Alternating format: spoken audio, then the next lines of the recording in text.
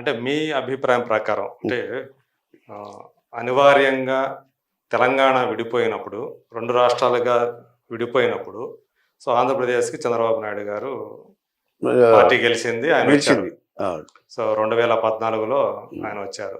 So 5 ఏళ్ళైంది. ఏదైతే అమరావతి అని ఆయన కంకణం కట్టుకున్నారో 2019లో వైసీపీ అధికారంలోకి వచ్చిన తర్వాత దాన్ని పక్కన పెట్టేశారు. అక్కడి నుంచి జరుగుతున్నవన్నీ కూడా మనం చూస్తూ ఉన్నాం.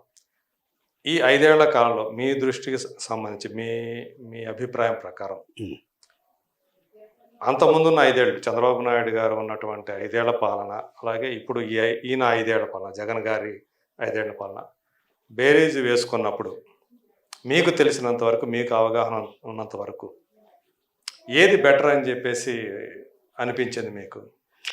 డెఫినెట్గా అన్డౌటెడ్గా పరిపాలనా దక్షుడు చంద్రబాబు నాయుడు గారి, no doubt about it. Okay. ఇది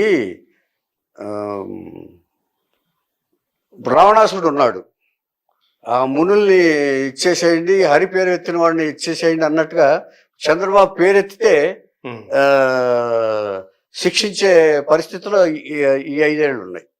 చంద్రబాబు శిక్ష కోసమే ఆ మునుల్ని, తపస్సు చేసేవాడిని, హరినామ స్మరణ చేసేవాడిని రావణాసుడు ఎలాగైతే బాధ పెట్టాడో అలాగే ఇప్పుడు చంద్రబాబు నాయుడు పార్టీ వాళ్ళని అలాగే బాధ పెట్టినట్టు నా అభిప్రాయం. ఇప్పుడు చంద్రబాబు నాయుడు గారే ఉన్నారు. ఆయన గెలిచినప్పుడు లేదా ఆయన ప్రభుత్వం 5 ఏళ్ళు నడిపినప్పుడు వైసీపీ వాళ్ళ మీద ఇలాంటి మనం ఏదన్నా కక్ష సాధింపు ధోరణి లాంటివి కానివ్వండి, లేకపోతే వాళ్ళ కార్యకర్తలను కావాలని చెప్పేసి హింసించడం కానీ అట్లాంటివి మీకు తెలిసినంత వరకు జరిగాయా? అంటే కొన్ని జరిగి ఉండొచ్చు, జరిగితే అది ఇప్పుడు మీరున్నారు సార్, మీ తాలూకు మనుషులు ఎవరో ఉంటారు, ఆ హోటల్ వెళ్ళి ఎవరో తప్పు చేస్తారు, అది మీకెలా తెలుస్తుంది? అది అలా చేస్తే అన్ని నెలలు పాదయాత్ర చేసేవాడు కాదు ఆయన. ఎవరు? ఈయన జగన్ గారు పాదయాత్ర చేసి గంట పెట్టి కాల్చాలి అన్న వ్యాఖ్యలు కూడా చేశాడు ఆయన. మరి అప్పుడు ప్రభుత్వంలో ఉన్నాడు ఆయన.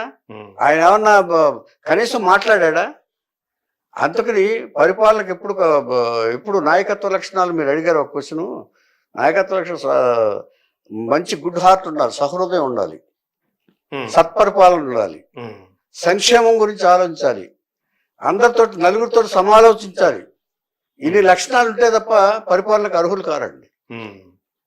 ఏమండి, ఒక్కరితో అయ్యే పని కాదు. ఒకవేళ ఇప్పుడు మళ్ళీ గనక ఇప్పుడు 2024లో వైసీపీ మళ్ళీ అధికారంలోకి వస్తే పరిస్థితి ఎలా ఉంటుంది అంటారు? ఆంధ్రప్రదేశ్ పరిస్థితి ఏమవుతుంది అంటారు? ఇంకేముంది, స్టేట్ ఉండదండి, మ్యాప్ లో ఉండదు. మ్యాప్ లో ఉండకపోవడం అంటే ఎందుకంటే బ్యాంకుల్లో ఉంటుంది. ఓకే. ఎందుకంటే ఇప్పుడు సచివాలయం ఇప్పుడు మనం ఉన్నాం సార్, ఇప్పుడు నేనున్నాను, ఒక నగ తాకట్టు పెట్టాను నేను, ఆ ఇన్ టైంలో తీసుకెళ్ళిపో, వడ్డీ ఏమో అసలు కంటే మించిపోయింది అనుకోండి సపోజ్, నా నగ ఏమైపోతుంది? తాకట్టు పెట్టాను, జప్తు చేసేసుకుంటారు. ఆ పరిస్థితి స్టేట్ ని మొత్తం జప్తు వెళ్ళిపోద్ది. అంతకంటే దారుణం ఏంటంటే ఇప్పుడు ఈ ఇళ్ల రిజిస్ట్రేషన్స్ ఉన్నాయి చూసారా? ఇళ్ల రిజిస్ట్రేషన్స్ చేసుకున్న తర్వాత ఒరిజినల్ మీకు ఎవరండి? మీరు కొనుక్కున్నారు నా దగ్గర స్థలం, మీకు ఒరిజినల్ ఎవరు? జెరాక్స్ మాత్రం ఇస్తారు మీదని చెప్పడానికి, అది వాళ్ళ దగ్గర ఉంటుంది. అవి కూడా తాకట్టుకి వెళ్ళిపోతాయి. ఓకే. ఇప్పుడు ఇది ఏంటి? అలాంటివి జరుగుతున్నాయి అంటున్నారా లేకపోతే జరిగినాయి?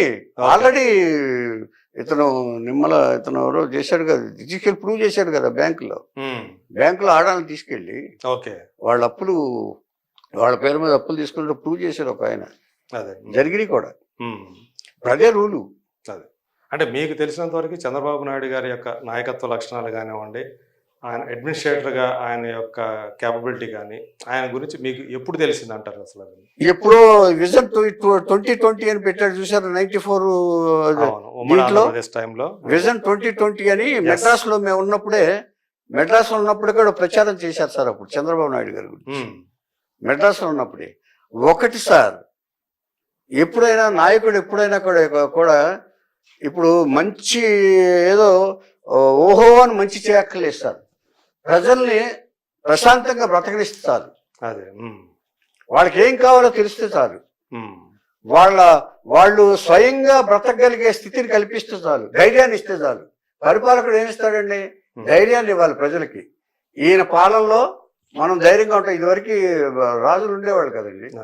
ఇప్పుడు ఏ రాజులు ఉన్నా కూడా మనం ధైర్యంగా ఈ రాజ్యంలో బతకగలము అని, ఏదైనా కరువు వచ్చినప్పుడు ఆయన ఆదుకుంటాడు అనే స్థితిలో ఉండాలి. నిశ్చింతగా ఉండొచ్చు, మనం నిశ్చింతగా ఉండొచ్చు ఈయన పాలనలో అని చెప్పేసి. కానీ ఇప్పుడు రాజుగారు వచ్చి మీరందరూ మీకు డబ్బులు ఇచ్చేస్తా ఉంటాడు, ఇంట్లో కూర్చొని మీరేం పని చేయక్కర్లేదంటే దాన్ని ఏం చేసినట్టు? వికలాంగులు చేసినట్టు కదా మీకు? ఫ్యామిలీస్ ని వికలాంగులు అయిపోవట్లా? ఇప్పుడు కామెంట్స్ కూడా ఎలా వస్తున్నాయంటే కొన్ని ఆయన డబ్బులు ఇస్తున్నాడు, మాకు హ్యాపీ. ఇంకా ఆయన ఇప్పుడు ఆయన సంక్షేమం, ప్రజల సంక్షేమం కాదు అది. అది సంక్షేమం ఎలా అవుతుందండి? ఓకే, సంక్షేమం అవుతుంది బతకడానికి అవకాశం కల్పిస్తే, మంచి బతకడానికి అవకాశం కల్పిస్తే సంక్షేమం. ఇది ఇప్పుడు బెగ్గరేమో అడుక్కుంటే ఇస్తారు, వీళ్ళు ఫ్యామిలీలు ఏమో అడుక్కోకుండా డబ్బులు వస్తాయి. అది తేడా. ఒక బెగ్గర గుడి దగ్గర కూర్చున్నాడు అనుకోండి, అయ్యా రూపాయి వాళ్ళు ఒకటి చెప్పారు, ఈ 5 ఏళ్ళు మేము సంక్షేమం చూసుకున్నాము, ప్రజల సంక్షేమం, నెక్స్ట్ 5 years అభివృద్ధి మీద, డెవలప్మెంట్ మీద దృష్టి పెడతామని ఆ నాయకులు చెప్తున్నటువంటి మరి పారిపోయారుగా, ఇండస్ట్రీలు వెళ్ళిపోయినాయిగా, అయ్యిగా కూడా పారిపోయాడు కదా మొత్తం. ఎక్కడున్నాయి చెప్పండి, ఎలా చేస్తారు చెప్పండి, ఇతను నమ్మాలిగా. ఇప్పుడు ముందు వచ్చిన వాడి మీద నమ్మాలి కదా సార్ ప్రజవాళ్ళు. ఇప్పుడు మీరు ఒకళ్ళు రౌడీ షీటర్ ఓల్డ్ బస్తీలో రండి, మిమ్మల్ని అందరినీ బాగా చూసుకుంటాను, మీరు నా ఏరియాలో కూర్చోండి, ఇక్కడికి రండి, మీకు ఏం కావాలో చేస్తానంటే నమ్ముతారా ముందు ఇమ్మీడియట్ గా? నమ్మరు కదా. వాళ్ళ మనుషులు వచ్చి చందాలు వసూలు చేసేస్తే, ఇదేది దందాలు అంటారు చూసారా, వసూలు చేస్తే దాన్ని ఏమంటారు? అది పరిపాలన అంటారా చెప్పండి? ఇప్పుడు ఇదంతా దీనికంతా కారణం తప్పు కామన్ మ్యాన్ దండి, ఓటర్ది, మంది, మీరు నేను అందరం. అంటే 2019లో ఓటర్ల తప్పే, ఖచ్చితంగా తప్పే. ఏమండి,